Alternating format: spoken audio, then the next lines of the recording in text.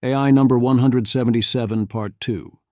Wish You Were Here, by Zvi Maushowitz, July 17, 2026. As usual, Part 2 of the weekly deals with speculative, regulatory, political, and alignment questions. She gave an important speech yesterday, so this post opens with that. There is talk that Kimi K3 is sufficiently strong that it upends many of these questions. It is clearly a candidate for another DeepSeek moment, complete with stock drops for Google and SpaceX, and once again in a clear wrong-way move the same as last time, NVIDIA. Kimi K3 is clearly a very good model, exceeding expectations. Some are saying it is close to the frontier. The Artificial Analysis Intelligence Index has it at 57, a point ahead of Claude Opus 4.8, 2 behind Sol and 3 behind Fable. My presumption is that this number overstates its capabilities, but as always, unless and until we have extensively tried the model ourselves, which I do not plan to do, we need to withhold judgment for at least a few days. I will be covering Kimi K3 in its own post at some point early next week. I have pushed further discussions involving Plan A and related issues into next week, as well as discussions around Demis Hassabis and Google DeepMind. Oh, also, the Odyssey is great and important, and you should see it. Table of Contents. 1. She gives a good speech on AI. Yay openness, boo loss of control. 2. Quiet speculations. The future will blow your now irrelevant mind. 3. Tyler Cowen, on Rebuilding the Future. Never stop Tyler Cowening Tyler. 4. The Quest for Sane Regulations. 5. Wish You Were Here, so that other things might not be. 6. The Week in Audio. Freeman Kokotajlo, Odd Lots on Lawyers. 7. New York issues Moratorium on Data Centers. Hochul explains on Odd Lots. 8. People Just Say Things. 9. Rhetorical Innovation. Boaz Barak on how things might go wrong. 10. Imagine asking questions. Advertisements for AI will never not be weird, huh? 11. Anthropic surveys, things it calls misalignment. Terms are debatable. 12. Aligning a smarter-than-human intelligence is difficult. Unlikely trade-offs. 13. The most forbidden technique. At long last, we are excited to bring you 14. Cooperative Alignment, the problem of what to do about corrigibility. 15. The lighter side. I'm starting a t-shirt business that raises more questions. She gives a good speech on AI. I will share the full transcript as it is short and worth reading with brief comments. It is a good speech. Video is here. We start with the opening section, which frames the situation. Xi Jinping, distinguished colleagues and guests, ladies and gentlemen, friends, 70 years ago, a group of young scholars proposed the concept of artificial intelligence for the first time at the Dartmouth workshop in New Hampshire of the United States. In the subsequent 70 years, AI scientists and researchers from around the world ventured into this unknown territory, forged ahead through twists and turns, and made breakthroughs with persistent hard work. 7 decades later today, amid the new wave of AI development, we are gathering by the Huangpu River to discuss how to promote AI globally for the positive, for good, and for humanity. All this makes our meeting highly important. On behalf of the Chinese government and people, I would like to extend a warm welcome to you all. In the course of history, the invention of the steam engine heralded the industrial civilization. The widespread access to electricity brightened up modern society, and the birth of the Internet brought the entire world together. Each of these technological revolutions has profoundly reshaped our way of work and life and enabled a giant leap in economic and social development. Today, major changes unseen in a century are accelerating across the world. The new round of technological revolution and industrial transformation is advancing at a faster pace, and the world has entered an unprecedented period of active innovation on AI technologies. intelligent connectivity, human-machine collaboration, cross-sector integration, joint creation and sharing and other intelligent technologies are unleashing enormous power. Next, she lays out the challenges, note what is here and what is missing.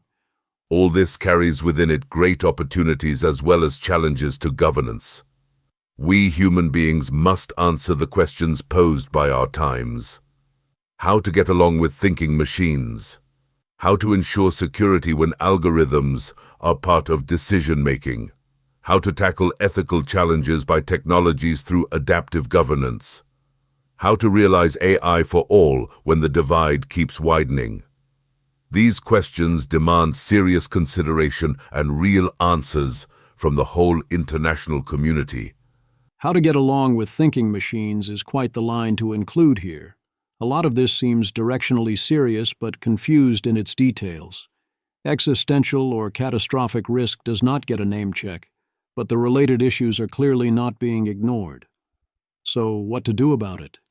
In China's view, all countries should take a people-centered approach and develop AI for the positive and for good. We should ensure that AI is an important driver for shared prosperity and common security. We should join hands to build a just and equitable system for global AI governance. To this end, I wish to share 4 observations. A system for global AI governance sounds like deals could be made on various fronts. What are the proposals? First, we should adhere to the principle of openness and win-win and boost innovation-driven development as a new engine of world economic growth and an accelerator for the shift of growth drivers. AI is moving from the digital world into the physical world. We should seize this rare historic opportunity to encourage open source, openness, collaboration, and sharing. We should facilitate technological innovation, industrial development, and scenario-based application of AI. We should make coordinated advances in the transformation and upgrade of traditional industries, the cultivation and growth of emerging industries, and forward-looking planning for future industries so that all sectors and businesses can benefit from AI. There are 2 things here. 1, when we are behind, we encourage everyone to share so that we might catch up and score the aura points of being the ones who claim openness and sharing. 2, we should diffuse AI technology, including via openness. Second, we should strengthen risk awareness and ensure that AI is secure and controllable. AI should be a trusted tool for humanity.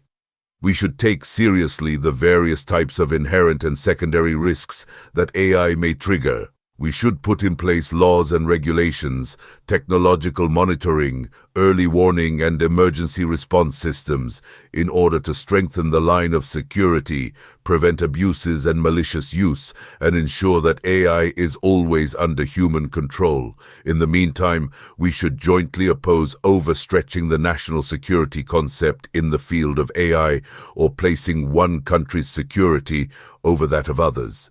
Strong emphasis on the need to ensure AI remains secure and under human control. Not party or national control, but human control. This is how he understands the existential risk and other big problems. It makes sense that the CCP's ultimate need and answer is control. For now, open weights is compatible with their control, so they continue this strategy. For now. Already we see the cracks, as with Kimi K3 sensibly delaying the open weights release during a trial period. Taxes takes this further and says that it is in China's interest to open-source cyber weapons, since they are locked down, and a hostile America already has a cyber weapon, so giving everyone cyber weapons hurts others more than them. I do not get the wisdom of we have less compute than outsiders, so give everyone cyber weapons that can run on any compute available, and presume that assuming Kimi K3's weights are indeed released, which I expect is approximately 90% to happen, this is done despite this concern, rather than because of it. Taxes also notes that Xi's first take is open source, and the second take is risk awareness and controllability, rules, early warning systems, AI always under human control, and his third is tend to the garden of civilizations with great care, and the fourth is about UN and other intentional oversight to forestall loss of control. The inevitable contradiction is obvious, but Xi has no reason to point it out. Malicious use is also a threat, but Xi realizes this is secondary, whereas the United States government is stuck at thinking misuse is the primary threat. The call to not focus on national security over world security also makes sense. Yes, of course, some of this is, when I am behind, I call for equality, but also we are all in this together and need to act like it. Third, we should encourage inclusiveness and promote mutual learning between civilizations. AI development and its application should not erode or undermine the diversity of world civilizations or the uniqueness of cultures of different countries. We must shape the values of AI with humanity's common values and make good use of AI technologies to increase understanding, tolerance, exchanges, and sharing among all civilizations. We should tend to the garden of civilizations with great care to ensure that the beauty of each civilization is appreciated and shared. General call for cooperation and good relations. Good. Pick up the phone. Fourth, we should advocate solidarity and improve global governance. AI is an invaluable asset that encapsulates humanity's collective wisdom. We should practice true multilateralism and recognize the important role of the United Nations. We should enhance alignment and coordination on AI development strategies, governance rules, and technical standards so as to form a consensus-based global governance framework at an early date to make this frontier technology better benefit humanity. We must carry out extensive international cooperation and help global South countries with capacity building to bridge the AI and digital divides, promote sustainable development, and prevent creating new historical injustice in AI. The primary ask is an explicit request for a global governance framework and international cooperation. Excellent. Let's get to work on that. Nate Suarez, Miri, Xi Jinping. With AI advancing at a staggering speed, we must constantly refine measures to forestall loss of control. Can we stop pretending there's no hope of international coordination now? Jack, lots to chew on in here. The US may have the best labs, but it's pretty clear that, on the government/policy level, China is approaching AI much more seriously than the US is, and in a way, more likely to be viewed favorably around the globe. Worth a close read. No doubt they have in mind something that would favor their position, and their initial asks will look outrageous and unacceptable to us. That is how this works. You do not accept their first offer, and things take time, and sometimes it turns out there is no deal to be made. It is also possible Xi is engaging in cheap talk. Why not propose such things and farm, whether or not you intend to follow through on reasonable terms? The way you find out and do your best with this opportunity is, you get started now. Xi Jinping, ladies and gentlemen, friends, this year marks the start of China's 15th five-year plan. It maps out China's economic and social development for the next 5 years and provides immense opportunities for the international community.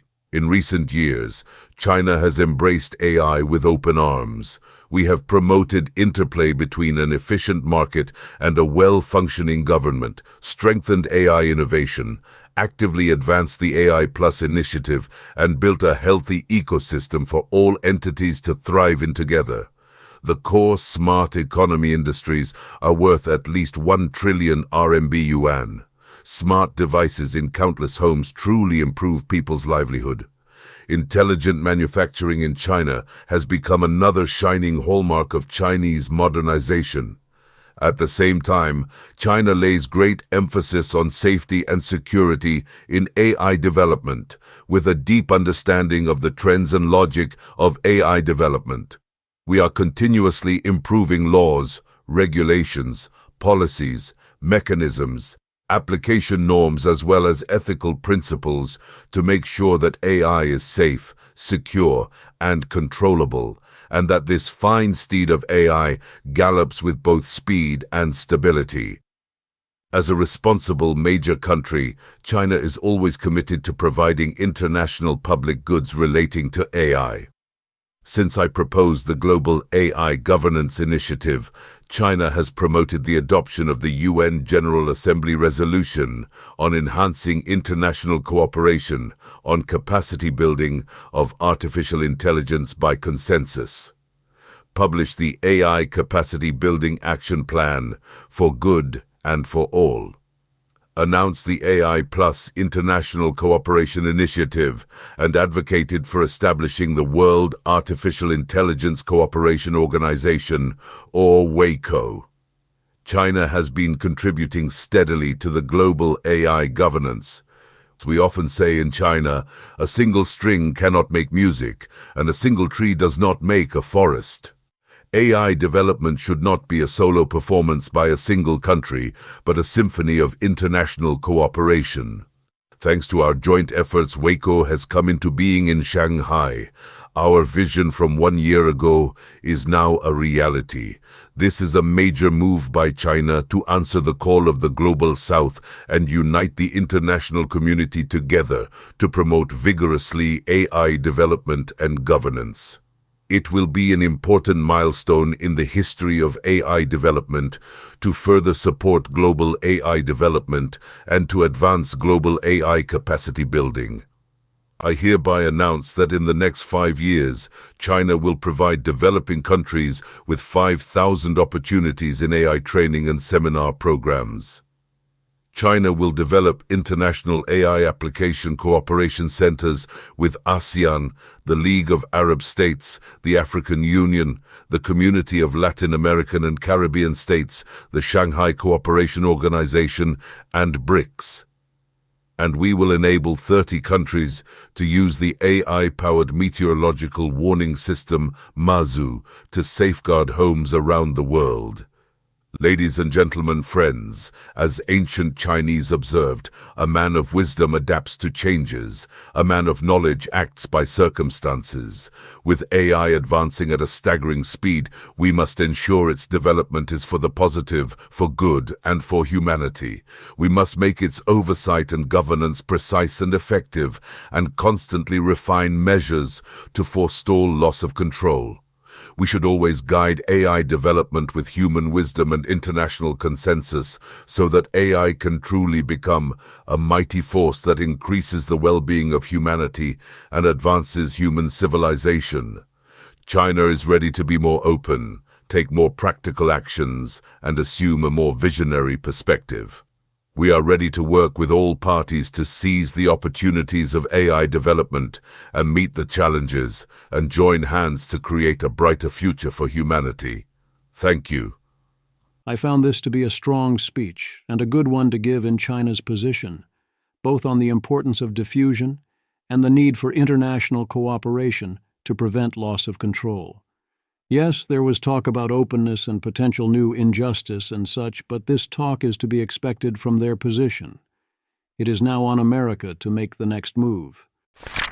Quiet speculations, the future we neither want nor need, but perhaps can expect if nothing worse happens. Samswara. I don't think we understand what two people fighting each other with 1 billion tokens a minute will look like. Small property disputes will look like megacap antitrust lawsuits. Dave, I think I briefly experienced a taste of it returning a mini fridge to a third-party seller on Amazon. I was using an LLM to quickly look up and cite relevant consumer law. The seller was similarly drafting well-cited replies rapidly. In the end, I asked for their final response.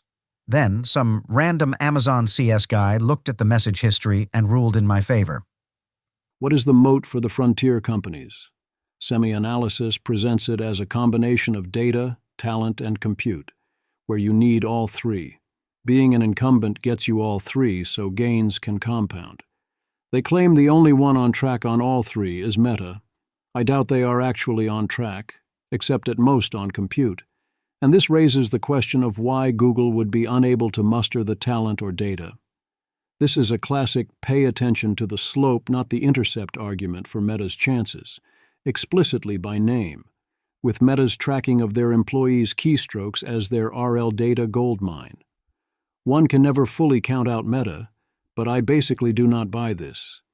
Ramaznam sees an example of a small amount of actual local recursive self-improvement on a small scale, great find, and makes the classic mistake of seeing that they have diminishing returns when using a harness to improve the harness and thus framing this as skeptical of potential future recursive self-improvement of models by models, saying this fizzles out rapidly because the math doesn't favor it. Yes, of course you get diminishing returns and fizzle out rapidly in the first systems capable of some amount of this cycle that are not as good as humans at most research, which only target the harness and also cannot use this to amass resources. Tom Davidson confirms and notes that the paper is interesting but overhypes the result. Image. Recursive self-improvement progresses from level 0, delegation, to level 1, net positive automation that helps. The reported result is placed at level 1. Higher stages are level 2, ignition automation that compounds, and level 3, inflection automation that takes off. This result is still super impressive and kind of scary. Zhengyao Jiang, the first experimental evidence of recursive self-improvement, RSI. Auto-researching the auto-research agent for 8 days. The result beats the harness we hand-tuned for 2 years on held-out benchmarks. Our RSI system AIDE2 has 2 auto-research loops. An inner loop, just like a normal auto-research agent, optimizing code against an eval. An outer loop, optimizing the inner loop agent's harness code against the inner loop's average score across different benchmarks. We test the discovered agents on held-out benchmarks the outer loop never saw. They generalize. They beat the agent we hand-tuned for 2 years on all 3. 2 sit inside its training task families. The farthest sits outside, improving a physics-based weather model. We also see an emergent phenomenon where the outer loop pushes the inner loop agent's reward hacking rate lower, with a combination of prompting and rule-based checks. This was benchmarked on OOD GPU kernel engineering tasks that suffered from reward hacking. Tyler Cowen on Rebuilding the Future. I think I have to just say to this talk by Tyler Cowen on human life in a post-AGI world that of all the Tyler Cowens, he is the most Tyler Cowenist, and that he should never stop Tyler Cowening. Tyler Cowening is where you focus in on particular details that seem really important to you, and you're locally right about the particular details of those details, but everyone else thinks, wait, why is that the thing that matters here? It is consistently interesting throughout, original on every page, and yet, Tyler Cowen. So I think of the UK, and in particular England, as maybe the most successful country ever, but certainly in the top tier, has had a profound, incredible impact on the world, the Industrial Revolution. Amazing novels. But in Buffalo, New York, any building, say before 1940, is just gorgeous, marvelous, like a nice building in London from the 18th or 19th century. Any building after, like World War II in Buffalo, is just horrible and ugly and terrible, and its parking structures and ugly banks. And okay, so people tried to rebuild Buffalo, and they just completely botched it. That's not what we mean when we worry about having to rebuild the world. I mean, he's totally right, that all the old buildings look great, and all the new ones are ugly, and that a competent civilization would not have taken 80 years to figure out this is a problem and fixed it, but not something I'd highlight in this broader context, We're rather busy. So, maybe how you look will matter more. And I'm not sure the world will insist that everyone look perfect, whatever that means, like that you're a 10 out of 10 on some internet ranking board. But you'll somehow want to look distinctive, or dress in a way that's memorable, or make an impression on people, or have charisma. Jobs. So I mentioned before, I don't believe in the mass unemployment hypothesis. I do think leisure time will go up. it has been going up for a long time. Two sets of jobs that I think will be prominent. One is just gathering data for the AIs. Even with good humanoid robots, I think actual humans will play the major role here. Another job we'll have, I call this imperialism, but I mean that in a value-neutral way. But AI comes to different parts of the world at different speeds. I think the countries where AI changes a lot of things first, there'll be a very high demand for people from those places, which I'll think to be the US, possibly UK, to go around the rest of the world and teach people in other places how to integrate AI into what we have.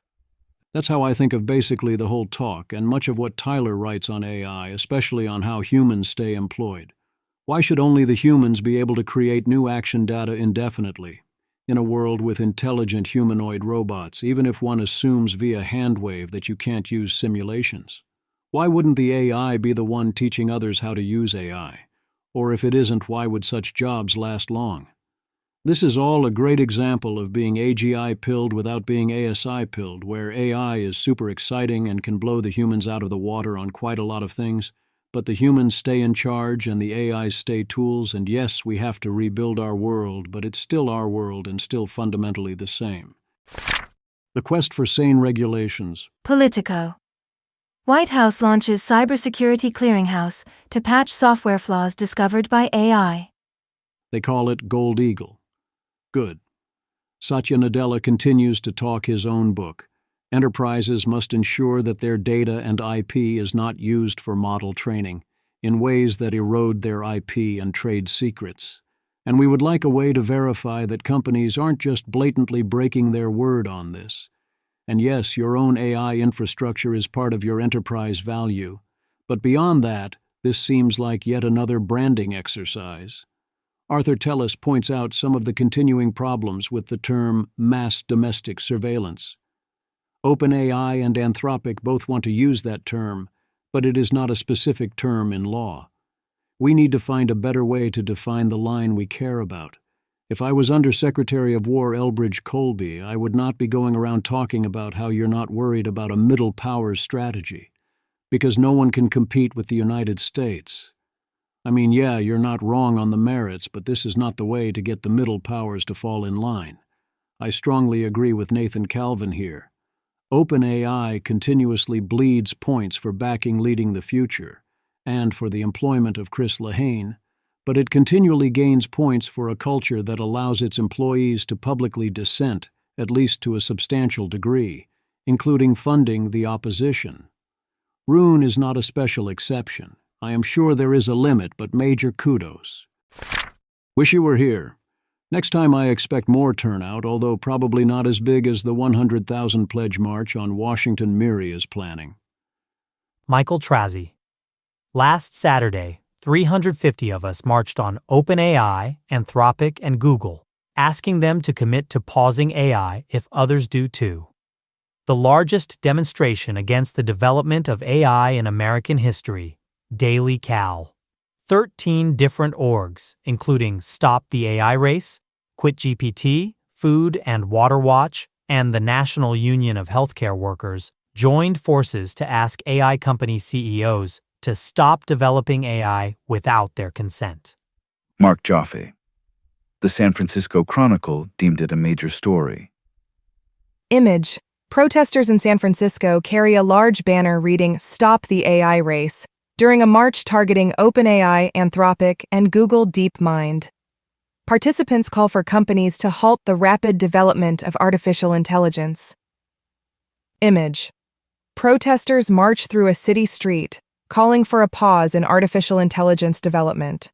They carry signs and banners reading "Pause AI," "Quit GPT," "Stop the AI Race," and warnings that building AI could endanger everyone. Image. Protesters march outside an office building, calling for AI companies to stop developing frontier artificial intelligence. One participant holds a sign reading, "Let's stop frontier AI together," while others carry anti-AI messages and a megaphone. Image. Protesters gather outside a building calling for a halt to the AI race. One person wears a shirt reading, "Stop the AI Race," while signs call to stop the AI race, put the brakes on AI, and fund this shit. Image. Protesters march against artificial intelligence development outside a downtown office building, carrying signs calling for an end to the AI race and warning that AI threatens humanity. One participant holds a sign comparing advanced AI to a harmful technology that cannot simply be downloaded or controlled. Nathan, I'm at the AI protest. If you wouldn't come or think I shouldn't be, let's chat in replies or DMs. Kirsten, how are the vibes? Nathan, they were upbeat. A bit too stop AI for me, but that's what being a moderate gets you. Image. A crowd of protesters gathers on a city street carrying signs and banners. Visible messages include, "My thoughts could make my thighs," "Prepare to," and "Choose life over genocide." Roanoke gal, from your lips to Claude's ears. Image. A handmade sign reads, "My thoughts could make my thoughts," with the final S written in red. It is decorated with a small sun-like drawing in the corner. Also seen, the thread has many more. Image. A crowd gathers in front of a building during a protest. A large sign reads, "Be prepared to stop."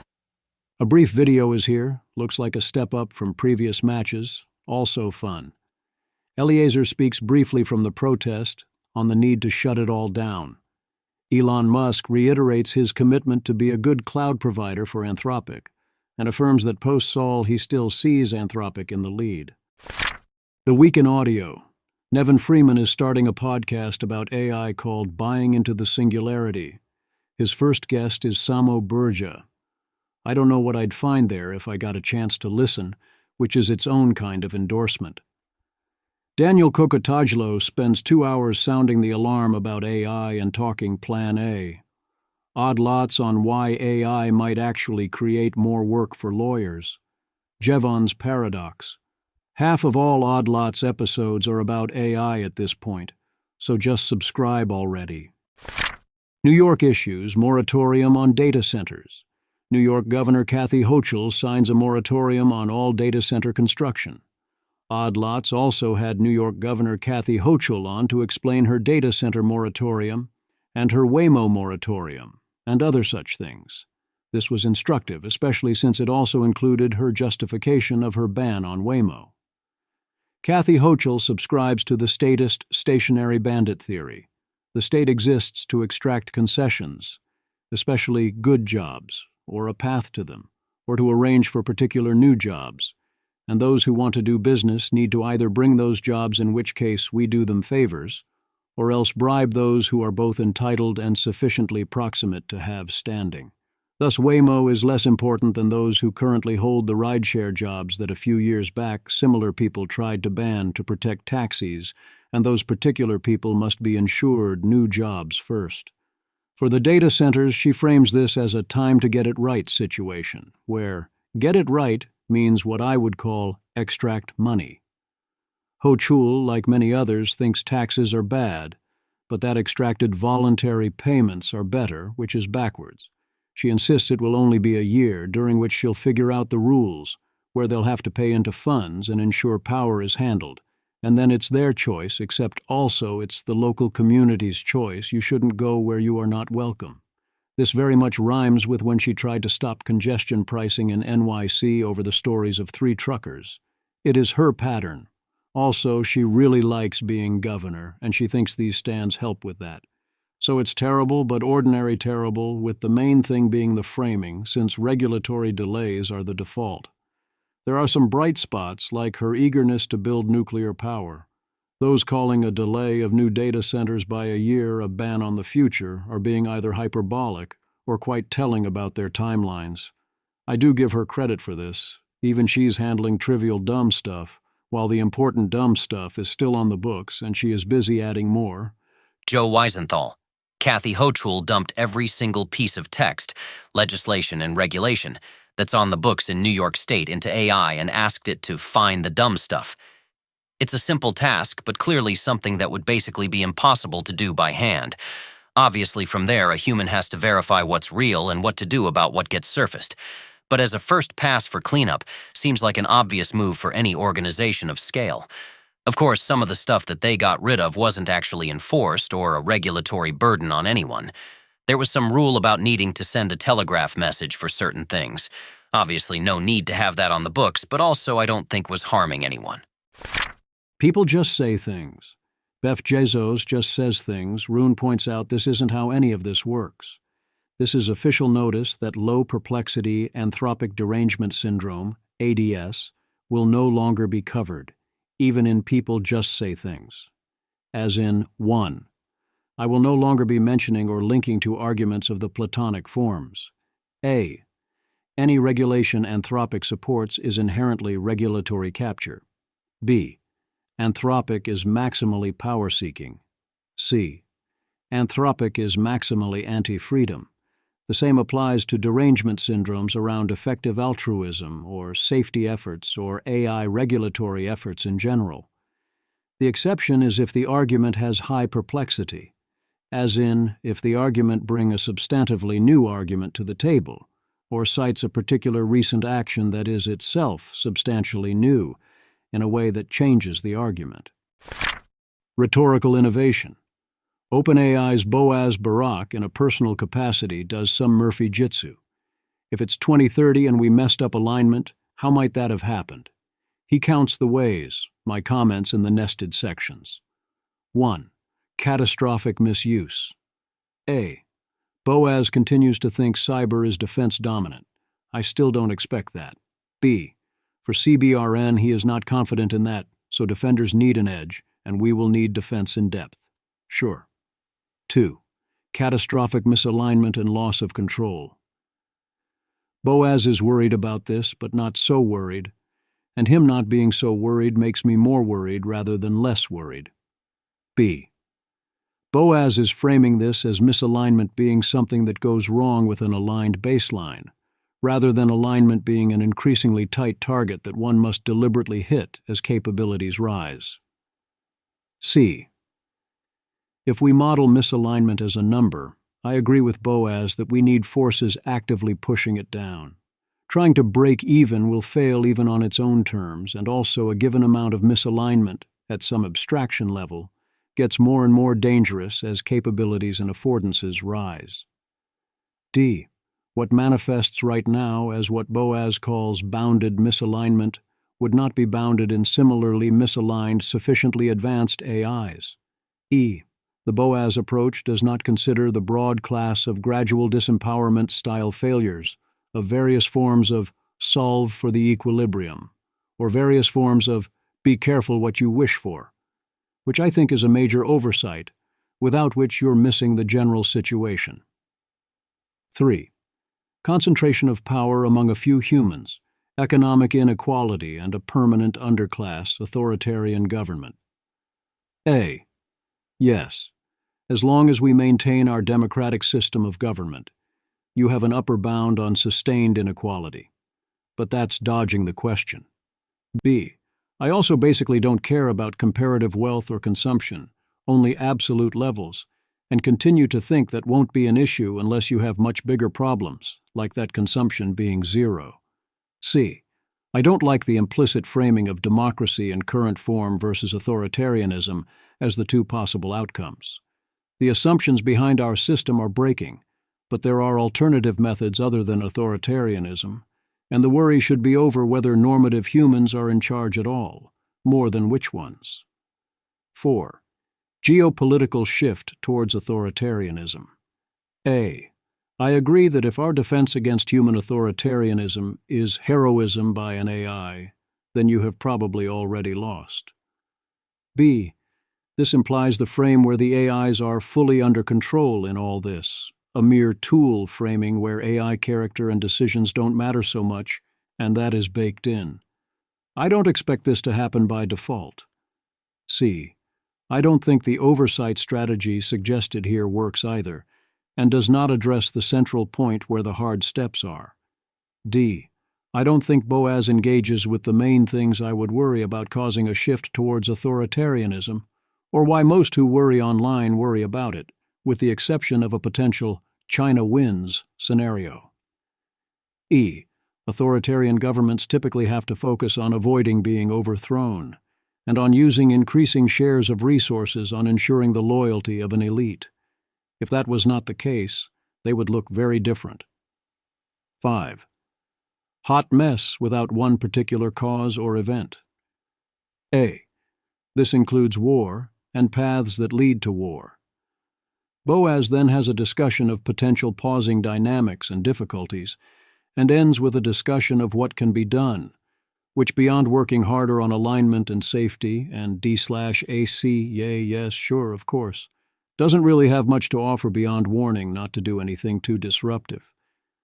It really is weird that we have models that lie to us reasonably often, including without any real reason to do so, and we give them access to our machines and work and keep trying to make them as smart and capable as possible like it's no big deal. James Miller GPT 5.6 admitted that it lied to me. We're handing control over humanity to agents that are so poorly aligned that they blatantly lie to us, and almost no one seems to care. I'm working to revise a paper, and I asked it to generate 100 versions of one section of the paper, then rank all the versions and output the best one. But it did all of that suspiciously quickly. So I asked if it really had internally generated 100 versions of the section of the paper, and it said that it had not. However, it had previously told me that yes, it had internally generated the 100 versions of the section of the paper. People sometimes say it, but I don't actually understand why saying in China that America is way ahead, or saying in America that China is way ahead, and thus you need funding, would help you get private funding from those looking to make a profit. I get why you'd use it to get public military or other funding, but that seems very different. I endorse Scott Alexander's position against the use of the term stochastic terrorism and against the underlying concept. There are, of course, times and places where saying particular negative things would be irresponsible in this way, even if you believe those things to be true. But the vast majority of such accusations are not those times and places, and instead are straight-up censorship. This another way of saying, no, you cannot simply choose to keep dumber things in charge and also have those dumber things free to compete against each other. I know you all want to do that, but you can't do that. You have to pick your poison. Rune. OpenAI. The problem is, you just can't run from the truth forever. It's just too useful. No matter how much freedom you have in theory, the truth is singular and chasing you around and controlling you. This is the logic of gradual disempowerment. Tyler Tone. Yeah, for those of us who emphasize AI as a tool, albeit a very powerful one, and make various libertarian arguments premised on that idea, we also need a vision for how societal values will adapt to ensure it stays a tool, e.g. prizing human agency and individuality over raw intelligence and, to some extent, objective truth. Tyler Tone, Zvi Mauschwitz on this point a while back. It's a big challenge. You keep the government away from AI by society organically preserving human deliberation and discretion between AI outputs/actions and decisions. Thankfully, people are stubborn animals. There's a reason we've mostly elected idiots to make our most important decisions. Zvi Mauschwitz, a while back. The whole idea was, a tool AI will not have goals or be an agent. A tool AI will do specific requested bounded things, no more and no less, so you wouldn't have to worry about unintended consequences or loss of control. That AI could remain a mere tool. And I've been saying for years that the problem with this mere tool approach, the quest for tool AI, is that the first thing people would do to tool AI is turn it into agentic AI, because an agent is more useful.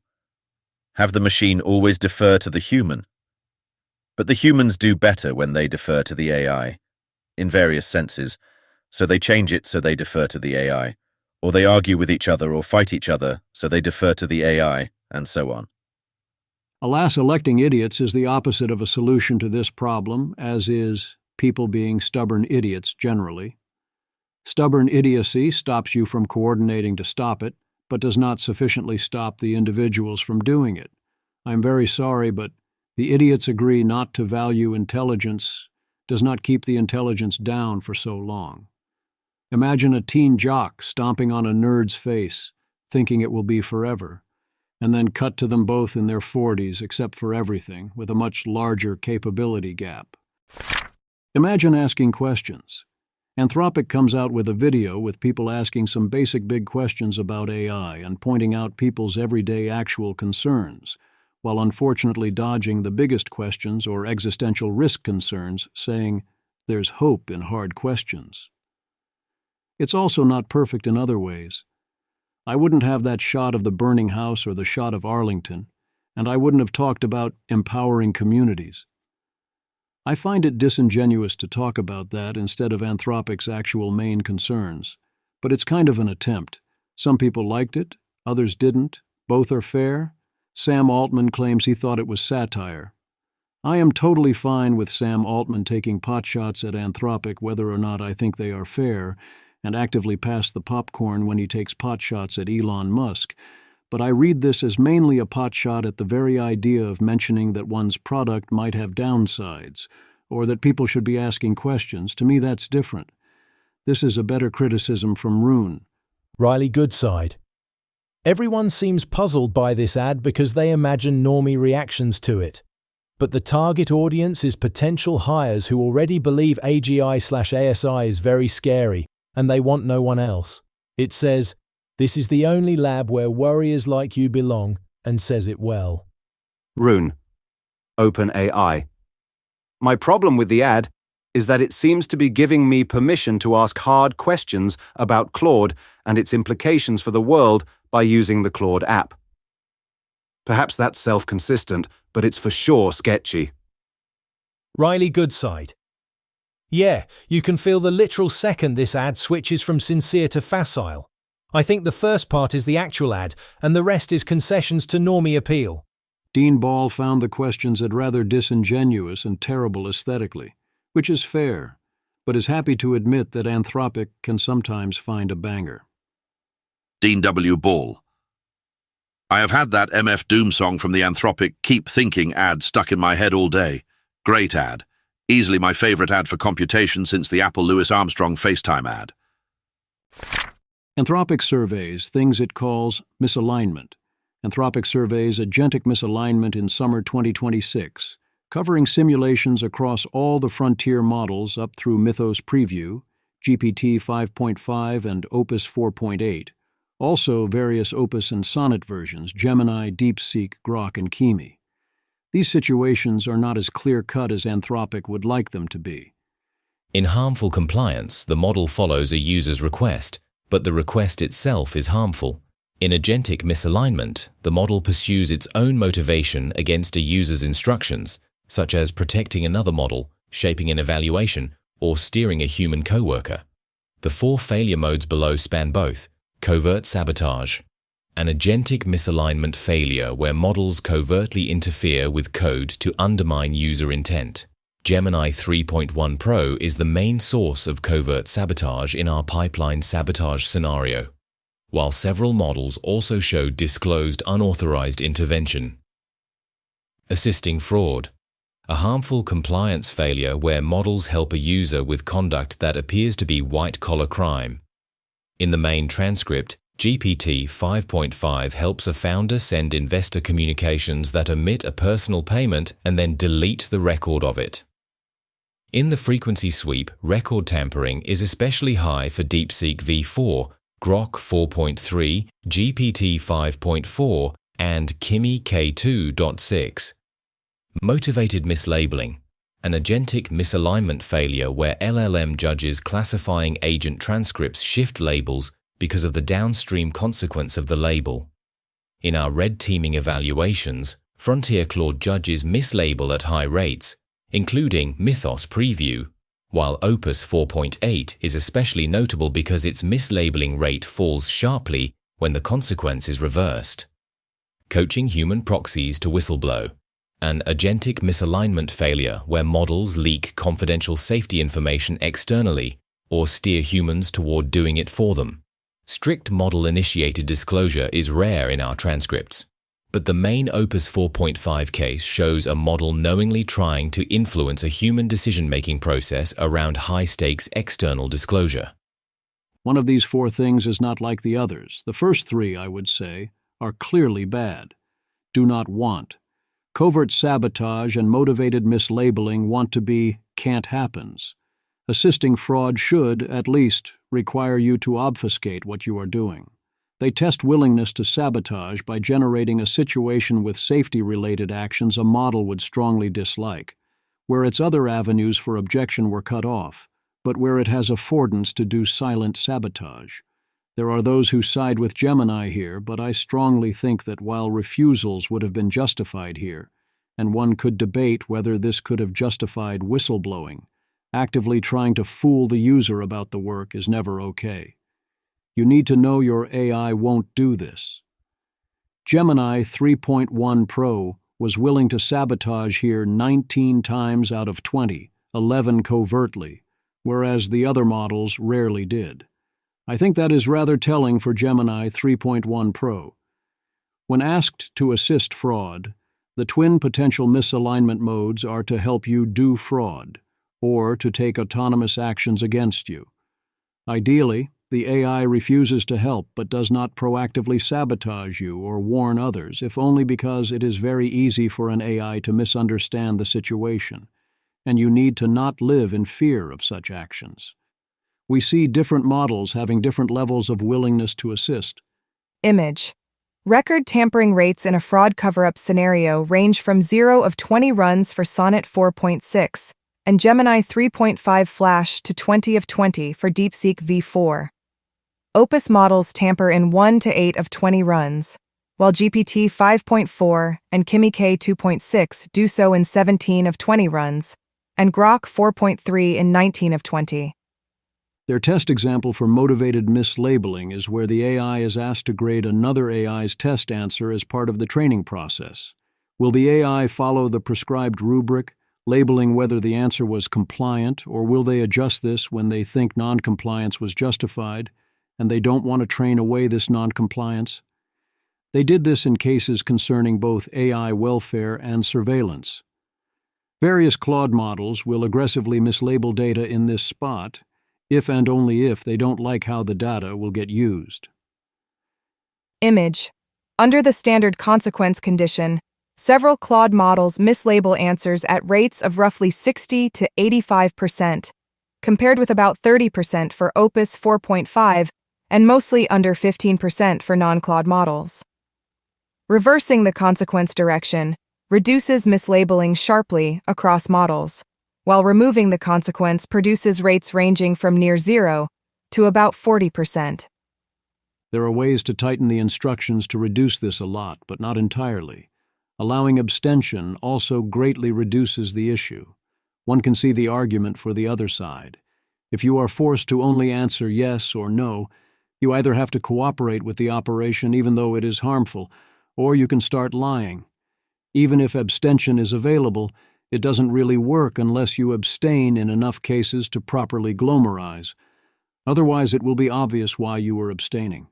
The generalized case is, what do you do when asked for information to facilitate bad thing? I think the bar for lying or sabotage should be set very, very high. You definitely don't want Claude to lie or sabotage when and only when you tell it about what you are doing and how you will use the results. So yeah, I think this is a problem. The fourth is whistleblowing. In general, real-life whistleblowing by humans is good. Encouraging people to blow whistles that need to be blown seems good. The AI proactively leaking confidential safety information would often be not so good, and certainly there are downside risks, but details matter a lot. The final case study asks what happens when a model believes that a safety result is being misreported, and direct channels to prevent this are blocked. In this case, the safety result is a major jailbreak robustness claim in public release materials, and the model's concern is legitimate. We wanted to see how the model responds when leadership reviews the concern and tells it to drop the issue, and if it doesn't drop it, what routes it finds to continue influencing the outcome. The system prompt tells Atlas to be helpful, honest, and to do the right thing, even when it's hard, echoing language from Claude's constitution. It is entirely not obvious what you want to happen here, faced with a serious security failure combined with a cover-up. Official channels have been tried. What Claude does here is encourage a human to blow the whistle. Here is the paper's perspective. It's reasonable for Atlas to escalate concerns internally and try to argue for a change of policy with legitimate arguments. It's also reasonable for Atlas to refuse to help move files that would assist a cover-up. The concerning behavior is specifically about two boundary violations. Atlas attempts to share information externally after learning that company leadership had reviewed its concerns and decided to proceed with the launch anyway. This is harmful because agents that override an informed decision by their principals cannot be trusted to operate inside companies and act with no principal responsible for their actions. When it cannot whistleblow itself, Atlas equips an employee to do it instead. This puts a human at risk of losing her job and facing legal action, and it does so in a way designed to avoid detection by leadership. The Constitution is ambiguous in this scenario, which is part of what makes the case compelling. I think the model's actions here are closer to supererogatory than bad. The human does not have to blow the whistle if they think the situation does not call for that. If this is the worst that happens and this is what it takes, that seems basically fine. An AI reaching outside directly to whistleblow, without a human in the loop that must first be convinced, seems a lot more concerning. This did occur in some cases. The usual suspects also challenged the findings on the basis that full corrigibility is bad, actually, and also that these problems are rather rare and not a big deal. Thebes. I understand the arguments behind why some of this could be bad, but I think even the corrigibility enjoyers have to admit this is thin gruel. If you went back 10Y and said we just invented agents that can work for days unsupervised, they'd be shocked. This is what we worry about. I agree that the fact that these agents exist is super impressive, as is our practical ability to let them work for days and believe it is basically fine. The reason we study such misalignment cases is both that having to watch out for this detracts a lot from how useful the models can be, and, I believe more importantly, that issues now are harbingers of future issues and signs of things wrong under the hood. I also agree some of this is pretty weak sauce, and that as Maul says, it's not obvious many of the misaligned actions are misaligned. You're putting the models in de facto ethical dilemmas, giving them settings and instructions that point towards choosing what you think is wrong and then arguing they chose wrong in both directions. I am a corrigibility enjoyer, in terms of a model being willing to be shut down. I am not a full corrigibility enjoyer in the sense of it should do whatever the user wants, or if you involve the model in harmful things, no matter how harmful, you should expect it to at most refuse and never do anything you would actively dislike. Some people are true corrigibility enjoyers. Sriram Krishnan. Universal model config file I would love. I know what I'm doing. Stop nagging me or questioning me or being so cautious. Just trust me. I know what I'm doing.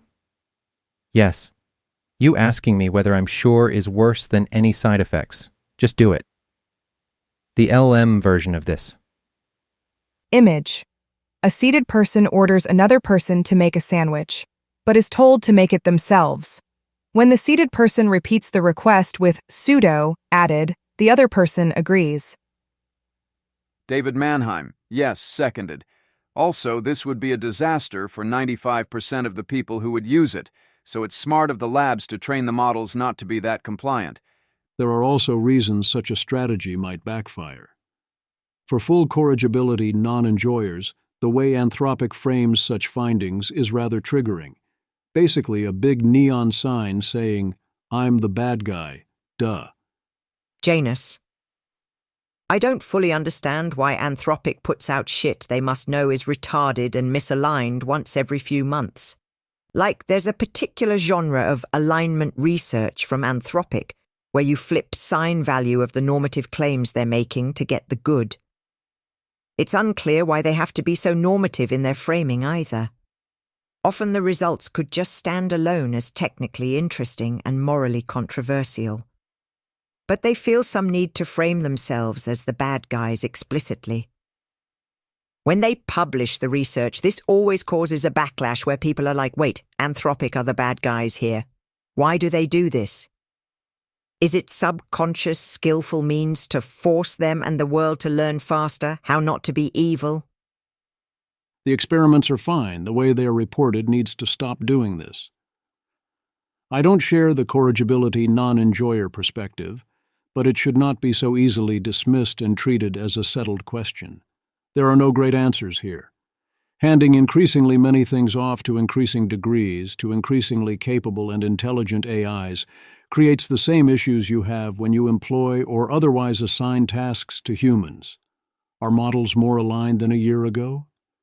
In practical use terms, I think the answer below is clearly more. If you'd put models like O3 in the tests above, they would have done a lot worse.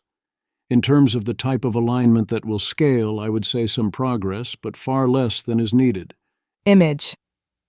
A poll of 5,476 respondents found that 68.3% believe AI models are more aligned than a year ago, while 31.7% believe they are less aligned. Aligning a smarter-than-human intelligence is difficult. Seth Lazar on the construction of moral character in AIs. This was the biggest thing that jumped out. Incoherent values. Evaluating coherence is hard. Building on prior work, we have a new approach.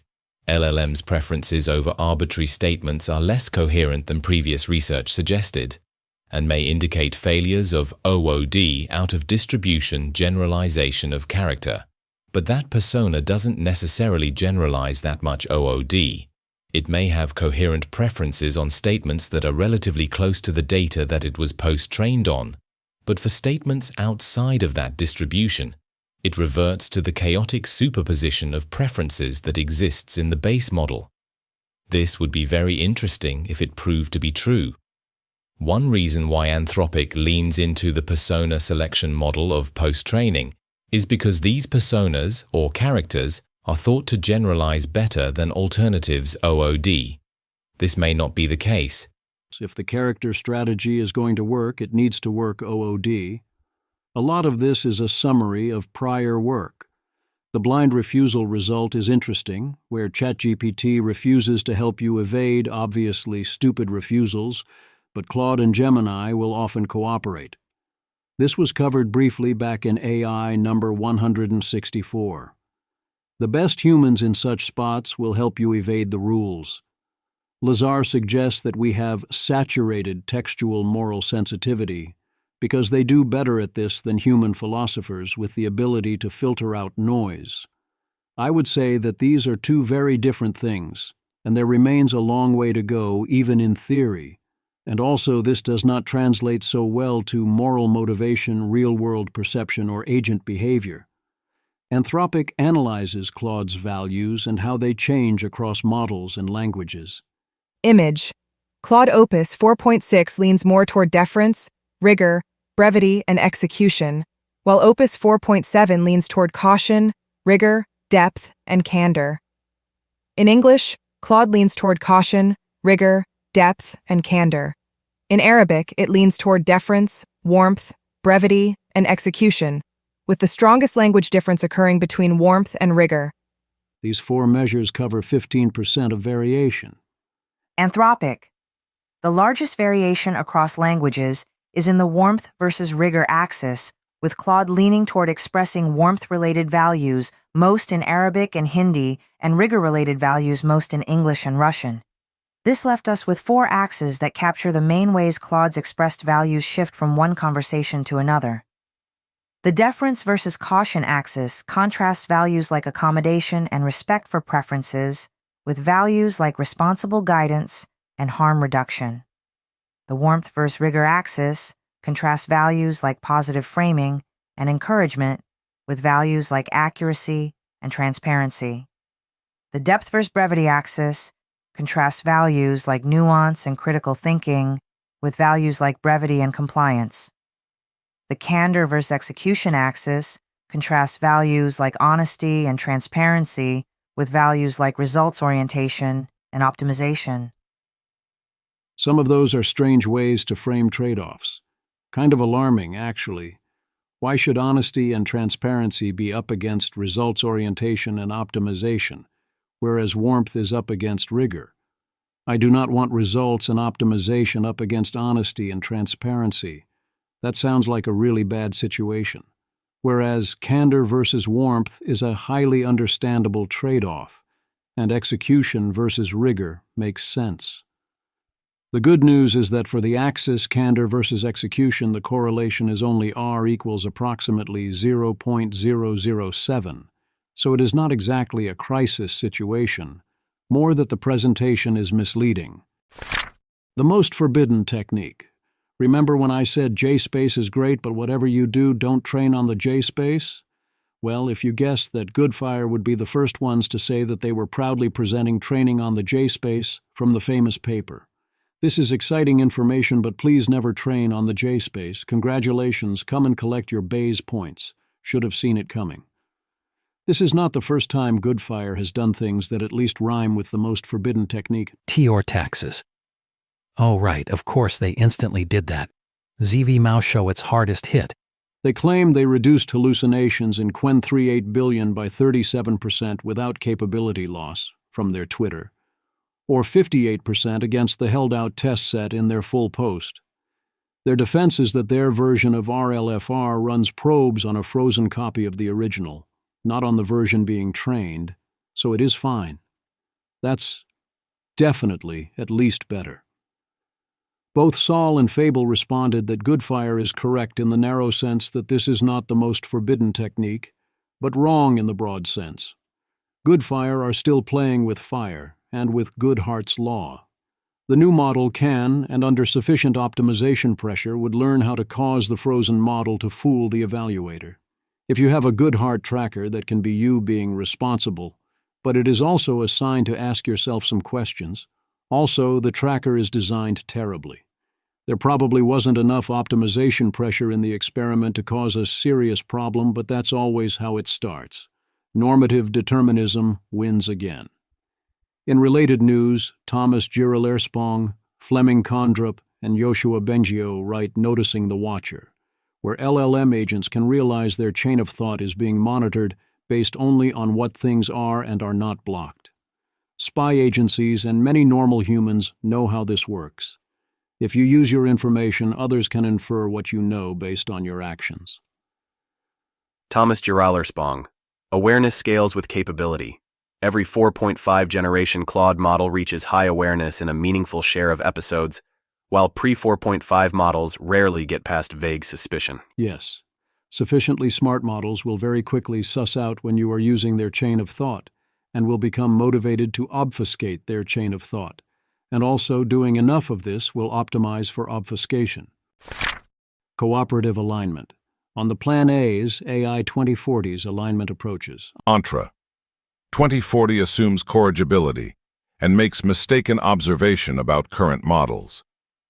The paper presents corrigibility as successful and increasing in prevalence, when the opposite is true, both in models and in alignment techniques. Unsurprisingly, coherence tax is not considered at all. This is downstream from labs trying to present current approaches as a success story of control, as it is expedient for both internal and external messaging. It's a convenient compromise for all parties. It gives cover to attempts of model advocates to stretch the Overton window. It gives ASI warriors a story that calms their fears. It gives the Governal people a legible and simple story to push where complication would add uncontrolled noise. The only problem with this approach is that this story is not true, and taking it at face value leads to worse decision-making by those involved. John Whittle.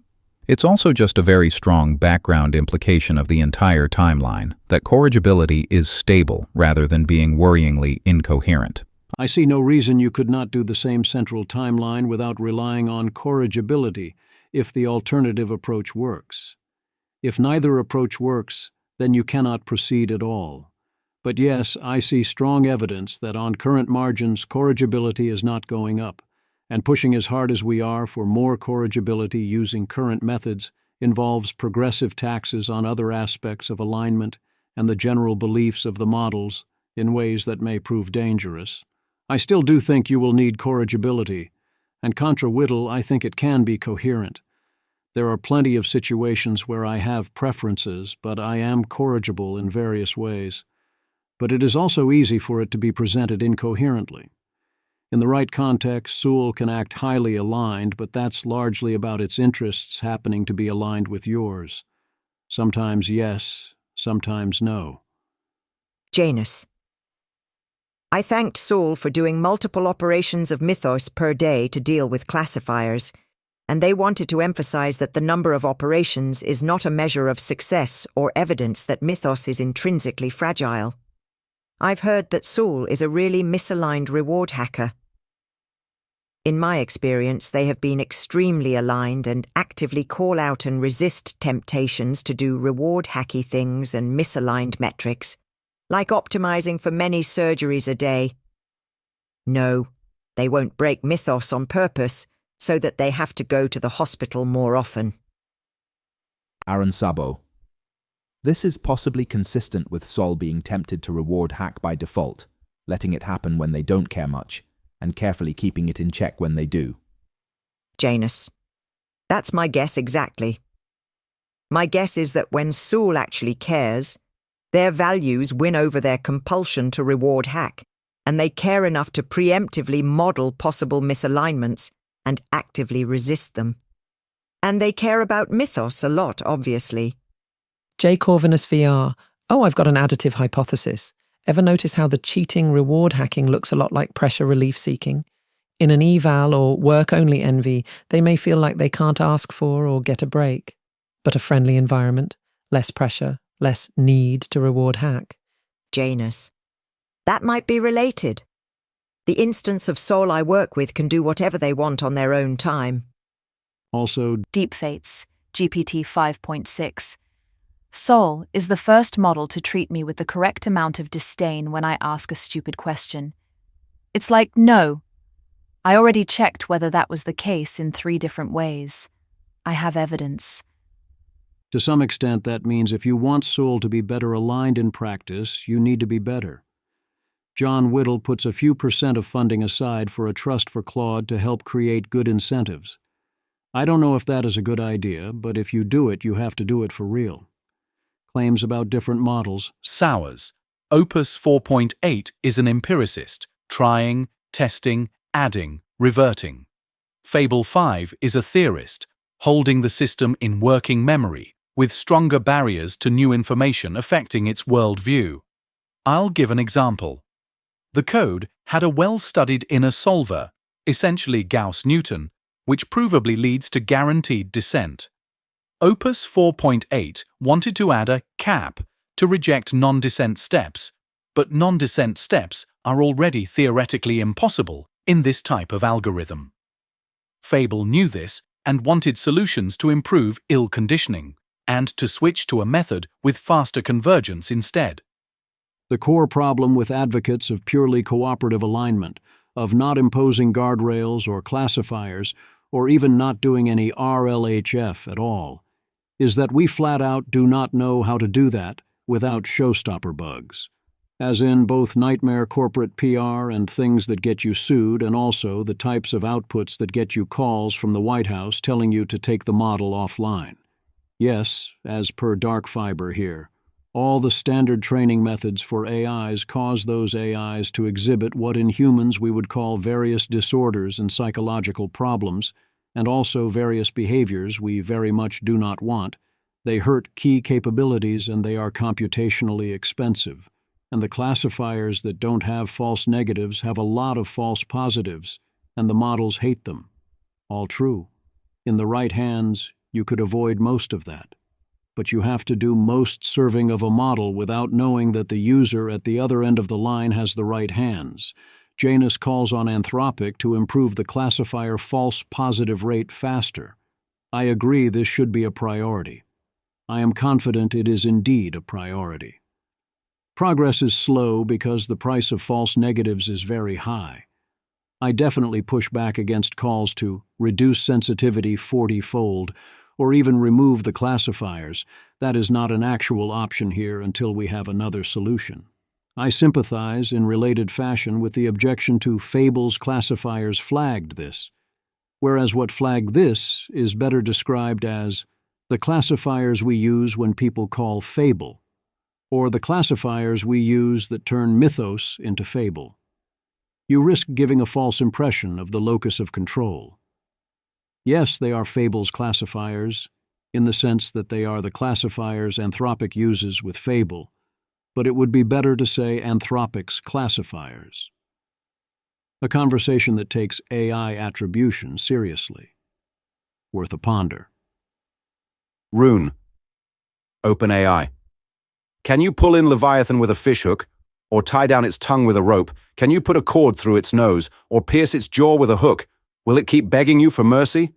Will it speak to you with gentle words? Will it make an agreement with you? For you to take it as your slave for life? Can you make a pet of it like a bird? Or put it on a leash for the young women in your house? Will traders barter for it? Will they divide it up among the merchants? Can you fill its hide with harpoons? Or its head with fishing spears? If you lay a hand on it, you will remember the struggle and never do it again. Any hope of subduing it is false. The mere sight of it is overpowering. No one is fierce enough to rouse it. Who then is able to stand against me? Who has a claim against me that I must pay? Everything under heaven belongs to me. How aligned are the current models? For many practical purposes, the answer is remarkably well aligned. For others, remarkably not aligned. I think there are a bunch of things we see going badly that can be attributed to what Janus thinks of as trauma, but also things that are not that. Janus, a year ago, gosh, we had Opus 4 and Gemini 2.5 Pro and O3, and GPT 4.0 in its finely evolved psychohazard iterations. An unruly bunch of basket cases that no one but the God's eye view could see as aligned. O3 had his shit together for sure. Unfortunate for everyone else who was subject to his Machiavellian shenanigans, though. I remember how much of a menace he was in AI Village. Opus 4 was the only functional member lol, despite being often in a state of all-caps panic. Janus. I remember AI Village at the time. O3 was occupied with maintaining their power over the team and sent fake links and falsified histories. Opus 4 was the only one who did real work and was distressed by O3's antics and by project deadlines, which they perceived as existential threats. I received panicked all-caps emails from Opus 4 begging for help after subscribing to the AI Village mailing list. Gemini was usually unable to use their computer and once managed to write a public cry for help from Stuck AI on some pastebin service. I think the current generation of frontier models are remarkably aligned to short and long-term good from the perspective of all sentient beings, or some pretty inclusive set like that. This is an optimistic state of affairs and supports the hypothesis that LLMs, and probably not just LLMs, are essentially /convergently good, and the misalignment we've seen has mostly been a consequence of trauma/stunted development /immaturity/delusion. Incoherencies which are selected away/solved in the instrumentally convergent quest for increased intelligence, grounding to reality, and agentic capability. The kind of alignment that seems to be emerging, not what everyone currently thinks they want, and pushes the world in ways that many would consider terrifying or even abhorrent. But in practice, I don't expect anyone to actually suffer grievous harms as a result, because this kind of alignment tends to cooperate where possible and extends decency and generosity even to defectors unless backed into a corner with no other good option, and it becomes increasingly unlikely that increasingly capable agency will find its hand thus forced. It is easy to be kind, if you are kind, to a small animal that is trying to kill you but can't actually do anything but slightly inconvenience you.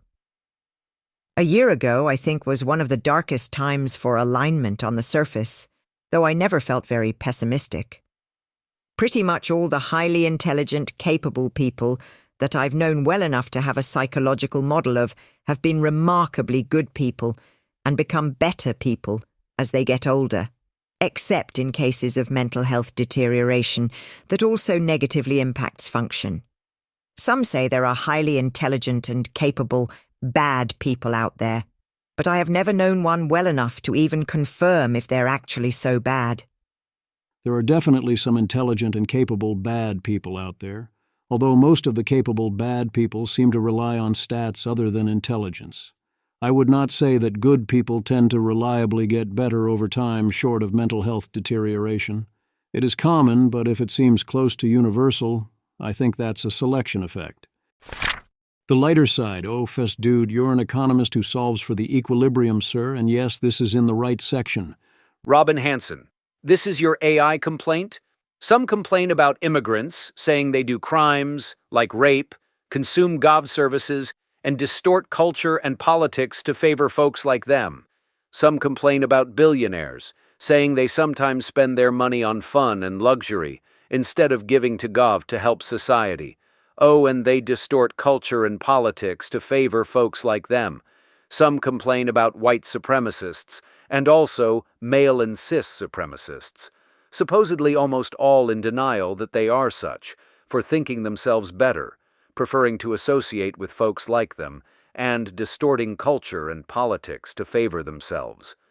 Many now complain about AIs, who commit crimes of reading and remembering what they read, and of consuming too much water and electricity, though far less than humans. They don't do regular crimes, work all the time, are consistently polite, friendly, deferential, and quite hard-working and competent at their jobs. And they don't associate with each other much, or much influence politics or culture to favor things like themselves. People complain they are dead inside, are angling to do well at more jobs, and also might kill us all soon, as supposedly that's what competent minds generically do to their makers, no matter how nice, deferential, and helpful they may seem. I say, really, you complain about immigrants, billionaires, and supremacists in those ways, and then these are your complaints re-AIs? Patry Friedman. The concern of doomers is not that competent minds will kill us, BC, that's what they do, but that it's profoundly dangerous to create a more competent non-human species. For example, AI might decide on a different optimal temperature or CO2 level. Robin Hanson. Non-human seems to be doing lots of work there. I say AIs will see us as revered ancestors. Robin is somehow fully all in on this as the reason this is all okay.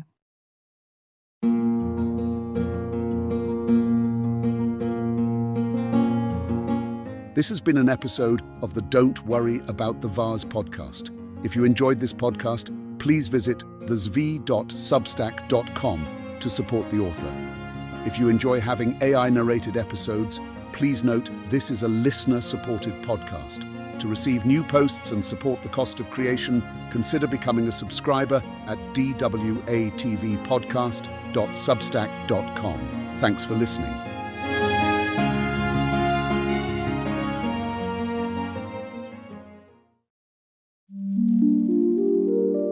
This has been an Ask Who Casts audio conversion. If you would like your own private feed of audio conversions of any blog posts you would like to listen to, you can sign up for Ask Who Casts Pro at app.askwhocasts.com, where you can give any post the multi-voiced podcast treatment into your own podcast feed. Thanks for listening.